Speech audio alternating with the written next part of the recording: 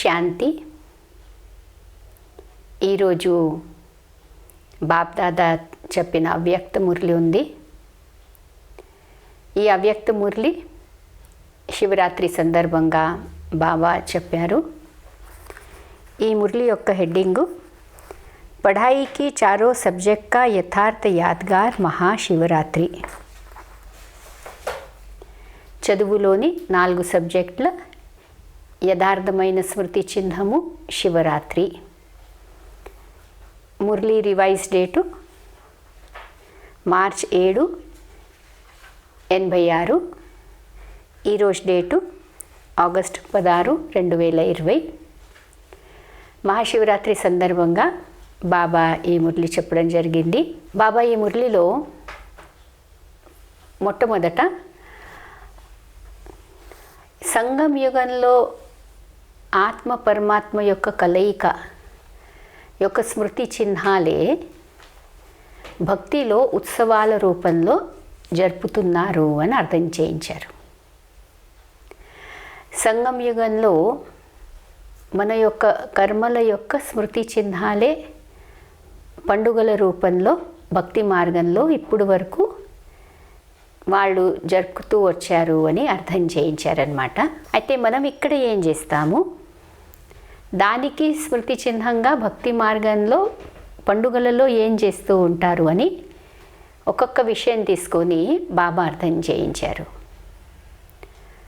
బాబా అన్నారనమాట, చూడండి మీరు ఇక చిన్న జీవితము సంగం యుగం యొక్క ఒక్క జన్మ యొక్క స్మృతి చిహ్నాలు 63 జన్మలలో భక్తిలో ఈ యొక్క స్మృతి చిహ్నాల గాయనమే ఉంది అని చెప్తున్నారు. అంటే బాబా అన్నారనమాట, ఈ సమయము బాబాతో ఈ కలయిక, బాబా నుంచి జరిగే ఈ ప్రాప్తులు ఎంత గొప్పవి, ఇది మీరు అర్థం చేసుకోండి అని చెప్పారు.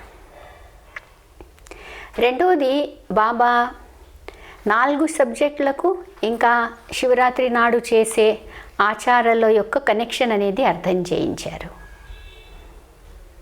వ్రతం అంటే ఏంటిది, జాగరణ అంటే ఏంటిది, అలానే శివలింగంపై ఒక కలశం ఉంటుంది, దాని నుంచి నీళ్లు చుక్క చుక్కగా అలా శివలింగంపై పడుతూ ఉంటుంది.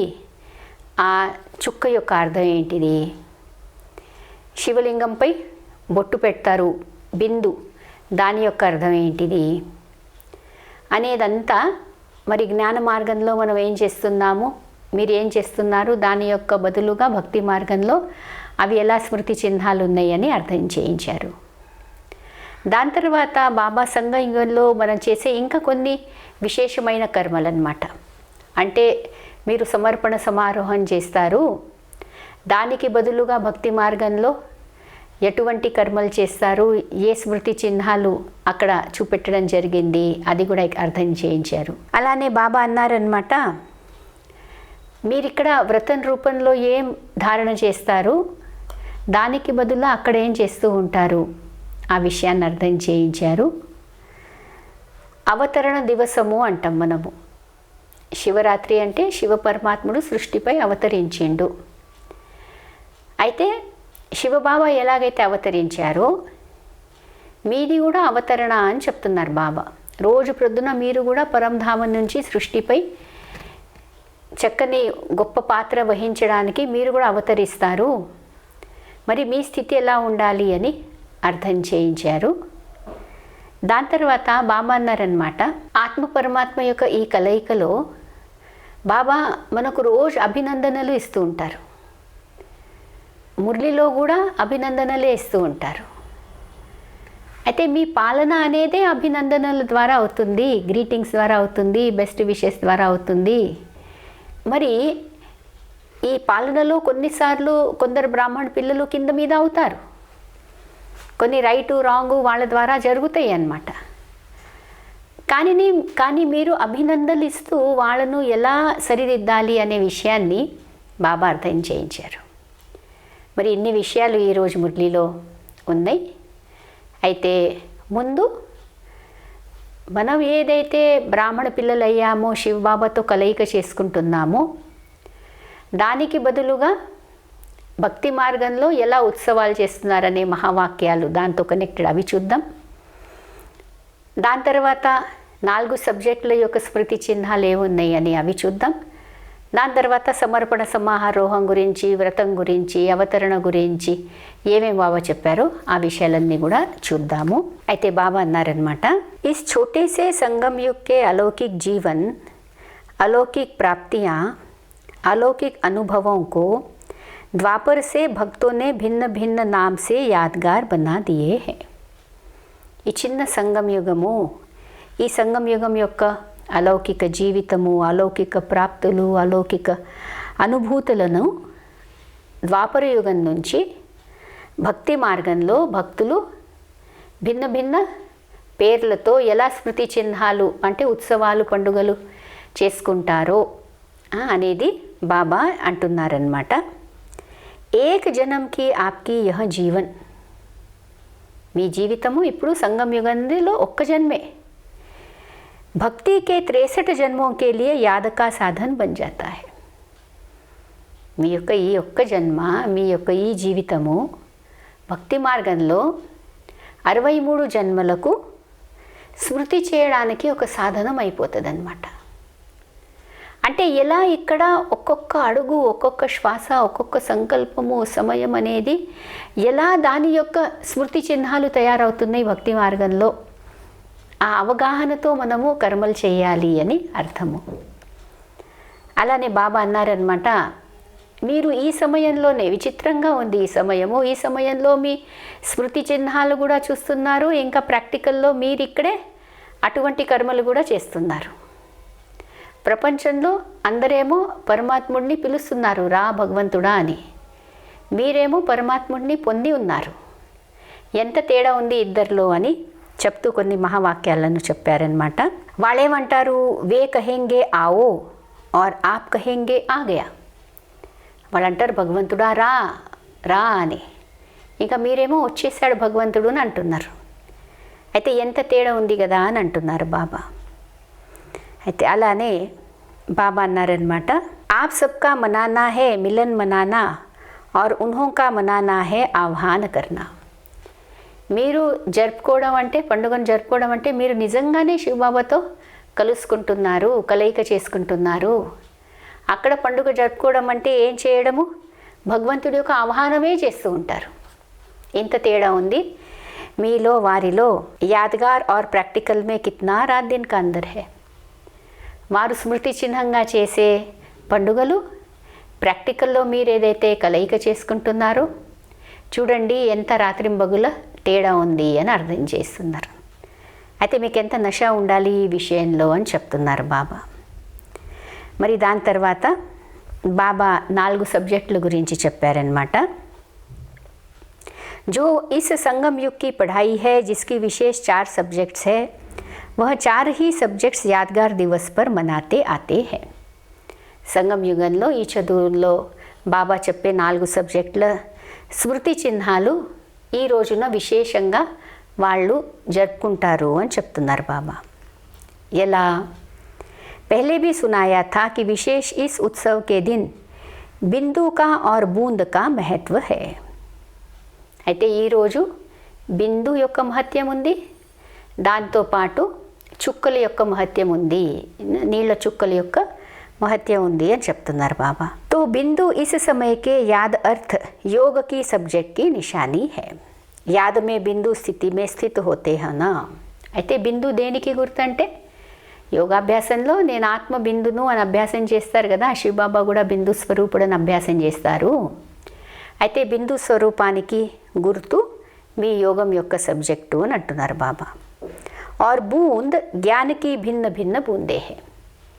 నీళ్ళ చుక్కలంటే జ్ఞానం యొక్క ఎన్నో బాబా అంటున్నారు. నేను బూంద్ అంటే పాయింట్స్ మీకు ఇస్తూ ఉంటాను, చుక్కలు మీకు ఇస్తూ ఉంటారు, దానికి గుర్తు అని చెప్తున్నారనమాట. इस ज्ञान के सब्जेक्ट की निशानी बूंद के रूप में दिखाई है. జ్ఞానం యొక్క సబ్జెక్ట్కి గుర్తుగా అక్కడేమో నీళ్ళ చుక్కలు చూపెట్టడం జరిగింది. మరి ధారణ యొక్క విషయం వస్తే, इसी दिन विशेष व्रत रखते हैं तो व्रत धारणा करना है. ఈరోజు విశేషంగా నిరజల నిరాహార వ్రతం తీసుకుంటారు కదా. సో ఈ వ్రతం అనేది మీ ధారణకు గుర్తు అని చెప్తున్నారు. ధారణా మే భీ ఆప్ దృఢ సంకల్ప కర్తే హో. ధారణ చేయడం అంటే మీరు దృఢ సంకల్పం చేస్తారు కదా.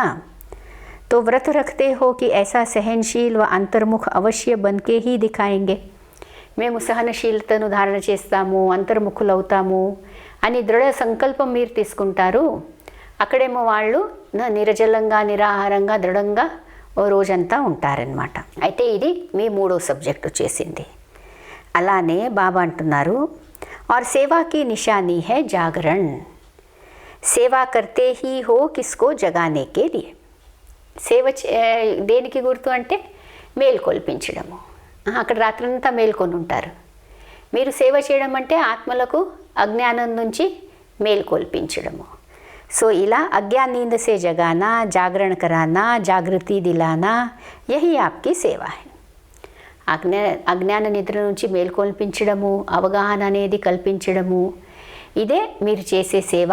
దానికి బదులుగా అక్కడేం చూపెట్టారంటే రాత్రంతా వాళ్ళు జాగరణ చేస్తారు. అంటే బాబా అంటున్నారనమాట, సూక్ష్మంగా మీరు ఏదైతే అభ్యాసం చేస్తున్నారో ఆ అభ్యాసం అంతా కూడా వారు ఏం చేస్తున్నారు, స్మృతి చిహ్నాలుగా ఉత్సవాలలో ఆ విధంగా ఆచారాలు అనేటివి చేస్తారనమాట. మళ్ళీ ఇంకో ఆచారం ఇక్కడ మనం ఏం చేస్తాము, బాబా అంటున్నారు, जैसे आप लोग यहाँ संगम युग पर बार बार समर्पण समारोह मनाते हो. సమర్పణ సమారోహాలు చేస్తుంటాం కదా మనము. అయితే బాబా అంటున్నారనమాట, అక్కడ ఏం చేస్తారు, వే స్వయంకో సమర్పణ నహీ కర్తే బక్రేకో కర్తే హై.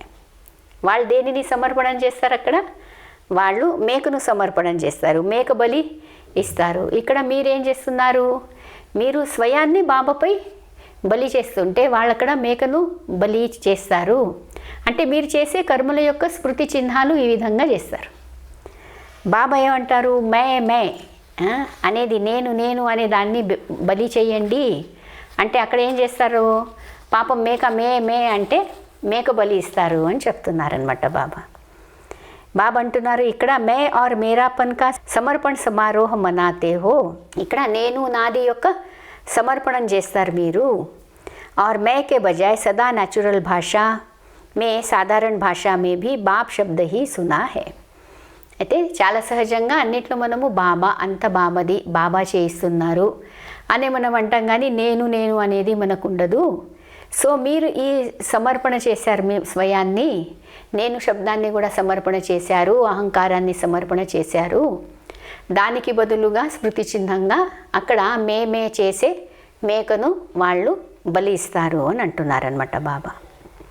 అలానే బాబా అంటున్నారు, మీరు తీసుకునే వ్రతం ఏమో సదాకాలం గురించి. వారికి ఎంత ధైర్యం ఉందో ఆ విధంగా వ్రతం చేస్తారు. కొందరు ఒక రోజు గురించి చేస్తారు, కొందరు ఒక నెల గురించి చేస్తారు, కొందరు ఇంకా కొంచెం ఎక్కువ కాలం గురించి చేస్తారు. కానీ మీరు తీసుకుంటున్న వ్రతం మాత్రము సదాకాలం గురించి కదా.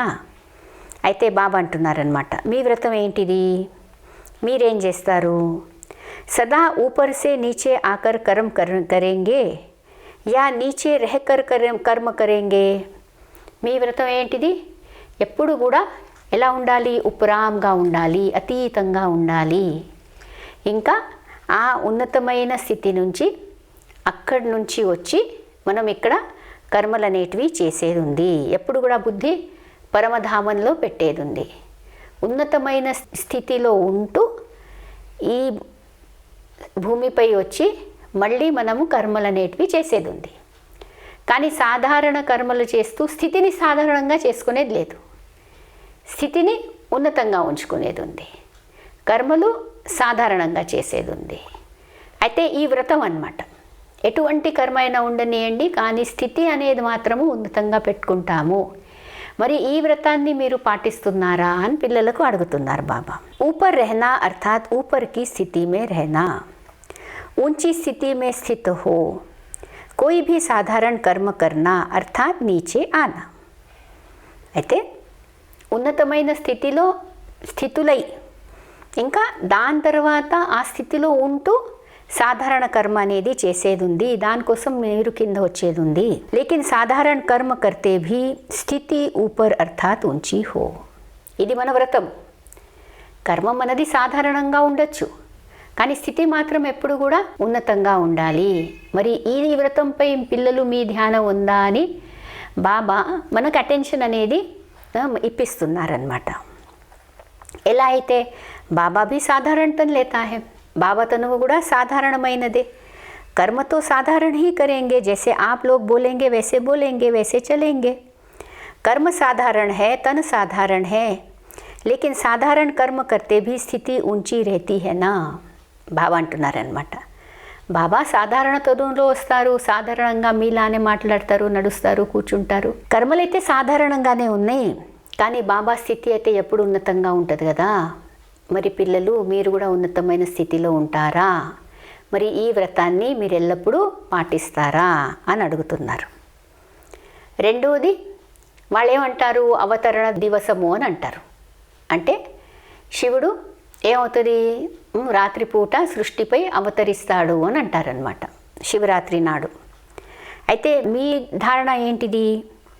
जैसे इस दिन को अवतरण का दिन कहते हो ना, तो रोज़ अमृत वेले ऐसे ही सोचो कि निद्रा से ही नहीं, శాంతి ధామ్ సే కర్మ కర్నే కే లియే అవతరిత్ హుయే హై. నేను నిద్ర నుంచి మేల్కుంటున్నాను అని అనుకోకండి, నేను నిద్ర నుంచి మేల్కుంటున్నాను అని అనుకోకండి.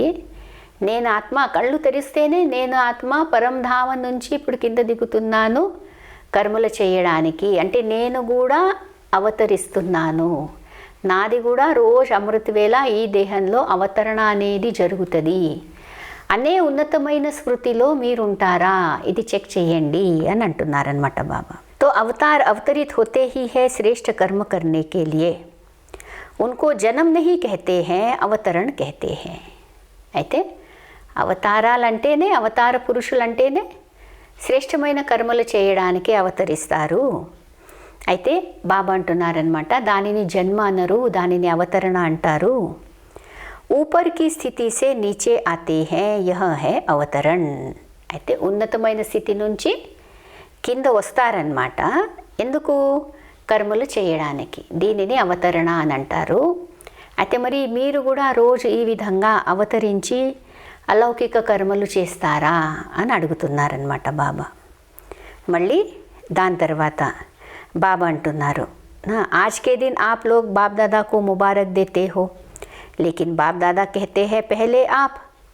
మనం శివరాత్రి నాడు ఏమంటాం, happy birthday to you Shiv Baba అని అంటాం కదా. అయితే శివబాబా ఏమంటారు, నా హ్యాపీ బర్త్డేనే కాదు, నా జన్మదినమే కాదు, మీరు పిల్లలందరి యొక్క జన్మదినము నాతో పాటు, నేను ఈ సృష్టిపై అవతరించడము, ఇంకా మీరు కూడా బాబా పిల్లలుగా అయిపోవడము. అందుకోసం ఒకటే తిథి ఇద్దరిది. ఇలాగా ఎప్పుడు అవ్వదు ప్రపంచంలో, కానీ ఈ సంగమ యుగంలో ఈ అలౌకిక జన్మ అటువంటిది అని బాబా పిల్లలకు కూడా అభినందనలు ఇస్తారు. జస్ట్ బాబాకు అభినందనలు ఇవ్వడం కాదు, బాబా అంటారు లే పిల్లలు మీకు అభినందనలు అని అంటూ ఉంటారనమాట. అయితే బాబా అంటున్నారనమాట, ఆప్ సబ్కి పాలనా హీ క్యా హై. బాబా మనకు ఏ విధంగా పాలన చేస్తున్నారంటే, బాప్కి పరివార్కి బధాయియోं से ही पल रहे हैं. అభినందనల ద్వారానే మన యొక్క పాలన నడుస్తుంది అంటున్నారు బాబా. రోజంతా బాబా కూడా మనకు గ్రీటింగ్స్ ఇస్తారు, రోజు నమస్తే అంటారు, అభినందనలు ఇస్తారు. పరివారం నుంచి కూడా అభినందనలు దొరుకుతూ ఉంటాయి మనకు.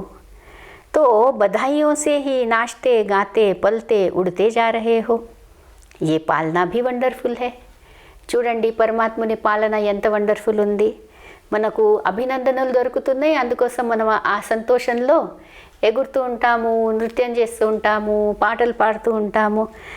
ఈ విధంగా బాబా మీకు పాలన అనేది చేస్తున్నారు కదా. అయితే మీరు కూడా ఏం చేయాలి, వేరే వాళ్ళకు కూడా అభినందనలు ఇవ్వాలి, మనస్సు నుంచి ఇవ్వాలి.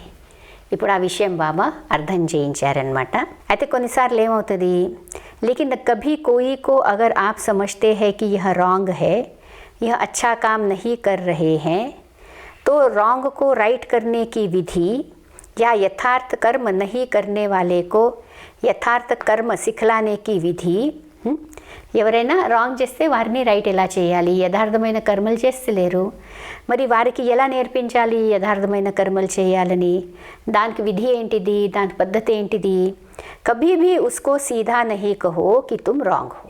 ఫస్ట్ ఏమైనా అర్థం చేస్తున్నారు బాబా, ఎప్పుడు ఎవరైనా యథార్థంగా కొంచెం రాంగ్ ఏదైనా చేస్తే కూడా డైరెక్ట్ వాళ్ళకి అనకండి మీరు రాంగ్ చేస్తున్నారు, మీరు రాంగ్ ఉన్నారు అని. యహ్ कहने से वह कभी नहीं बदलेगा. ఇలా అనడంతో వాళ్ళు ఎప్పుడు కూడా చేంజ్ అవ్వరు. ఎందుకు? ఎగ్జాంపుల్ చూడండి ఏమిస్తున్నారు బాబా. జైసే ఆగ్ బుझाने के लिए आग नहीं जलाई जाती है ना. ఎక్కడైనా మంట అంటిందనుకోండి, మళ్ళీ ఆ మంటను మనము ఆర్పేసేయాలంటే ఏం చేయాలి? దానిపై చల్ల నీళ్ళు వేయాలి. కానీ దాంట్లో ఇంకా ఆ మంట అనేది ఇంకా ఎక్కువ అయ్యే విధంగా అయితే దాంట్లో ఏ వస్తువు మనం వేయం కదా. అలానే బాబా అంటున్నారనమాట, कभी भी उसको पहले ही कहा कि तुम रॉन्ग हो तो वह और ही दिल शिकस्त हो जाएगा. ఇప్పుడు వాళ్ళు ఏదో తప్పు చేశారు, అయితే వాళ్ళకు మీరు రాంగ్ ఉన్నారంటే ఇంకా మంటలో ఇంకా ఏదో అగ్ని వేసినట్లే అవుతుంది.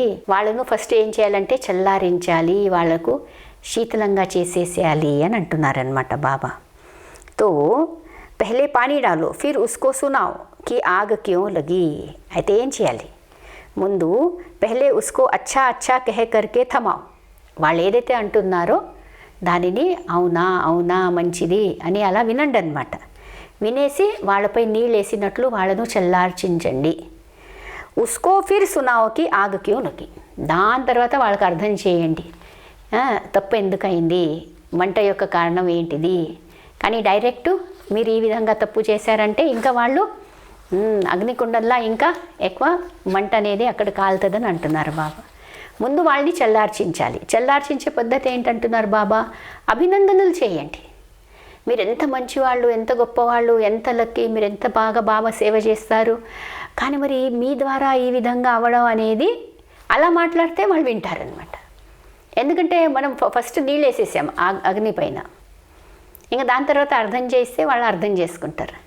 కానీ ముందే మీరేంటంటే ఇలా తప్పు చేశారు, ఇలా చేయకూడదు కదా, మీరు ఎంత పాత వాళ్ళు, మీకు అర్థం అవ్వదా అని అంటే ఇంకా మనం అగ్నిలో ఇంకా ఏమేసినట్లు, ఇంకా కెరోసిన్ వేసినట్లు ఇంకా అది ఇంకా అగ్ని అనేది ఇంకా మంట అనేది ఎక్కువ అవుతుంది. ఆ విషయాన్ని చాలా చక్కగా అర్థం చేయించారనమాట బాబా. బాబా ఏమన్నారు? ఎగ్జాంపుల్స్ 2-3 చూడండి, ఇలానే ఇచ్చారు బాబా. ఎప్పుడైతే పేషెంట్లు డాక్టర్ దగ్గర కూడా వెళ్తారు, ఆఖరి సాస్ హోతా హై, ఇంకా లాస్ట్ స్టేజ్ ఉంది పేషెంట్ది. तो भी डॉक्टर से अगर पूछेगा कि मैं जा रहा हूँ, ఇంకా డాక్టర్ గారు మరి మా ఆఖరి క్షణం వచ్చిందా అని పేషెంట్ అడిగితే కూడా డాక్టర్లు ఏమంటారు? కభీ నహీ కహేగా హా జా రహే హో. అవునండి ఇంకా మీది లాస్ట్ టైం వచ్చేసిందని డాక్టర్లు ఎవరు కూడా అనరు. క్యూంకి ఉస్ టైం హిమ్మత్ నహీ హోతీ హై, దిల్ కమ్జోర్ హోతా హై. పాపం ఆల్రెడీ వాళ్ళ మనసు అనేది బలహీనంగా ఉంది, వాళ్ళు చాలా చిన్నగైపోయి ఉంటారు. మనసు అనేది అసలే వాళ్ళలో ధైర్యం ఉండదు. ఆ సమయంలో ఇంకా నా ఆఖరి క్షణాలు వచ్చేసినాయా అని ముందే బాధలో ఉన్నారు. అటువంటి వాళ్లకు డైరెక్ట్ చెప్పేస్తారు ఏంటి డాక్టర్లు? అలా చెయ్యరు, వాళ్లకు ధైర్యాన్ని ఇస్తారనమాట. और आप अगर उसको ऐसी बात कह दो तो वह तो हार्ट फेल हो जाएगा.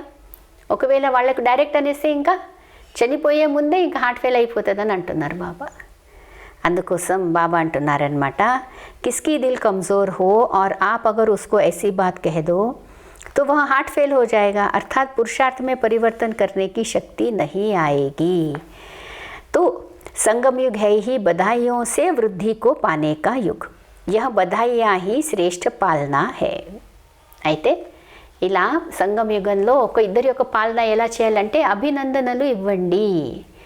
బాబా చూడండి అవ్యక్త మురళిలో కూడా ఫస్ట్ మీరు ఎంత గొప్ప ఆత్మలు ఉన్నారు, శ్రేష్ఠ ఆత్మలు ఉన్నారు, ఆధారమూర్తులు, ఉద్ధారమూర్తులు అని మనకు ఎంత జస్ట్ పొగడడం కాదు, అది రియల్గా మన గురించి బాబా అలా మనకు అభినందనలు ఇస్తారనమాట. మీరు కూడా బాబా అన్నారనమాట తర్వాత లాస్ట్లో చాలా దయాహృదయంతో ఇంకా మంచి మనసుతో శుభభావనతో ఫస్ట్ వాళ్లకు అభినందనలు ఇవ్వండి, బధాయ్యా దో అంటున్నాడు అనమాట. అప్పుడు వాళ్ళు చల్లారిపోతారు, శీతలంగా అవుతారు. అప్పుడు వీళ్ళు వారికి ఏదైనా కరెక్షన్ ఇస్తే వాళ్ళు స్వపరివర్తన చేస్తారు కదా, వాళ్ళకి ధైర్యం కలుగుతుంది కదా అని చెప్తున్నారనమాట. ఇలా ఈరోజు అవ్యక్త మురళిలో బాబా సంగమ యుగంలో మనం చేసే ప్రతి కర్మ యొక్క స్మృతి చిహ్నాలు భక్తి మార్గంలో ఎలా ఉన్నాయి అని అర్థం చేయిస్తూ మరి విశేషంగా రైట్ని ఎలా రాంగ్ చేయాలి అనేది కూడా అర్థం చేయించారు. ఓం శాంతి.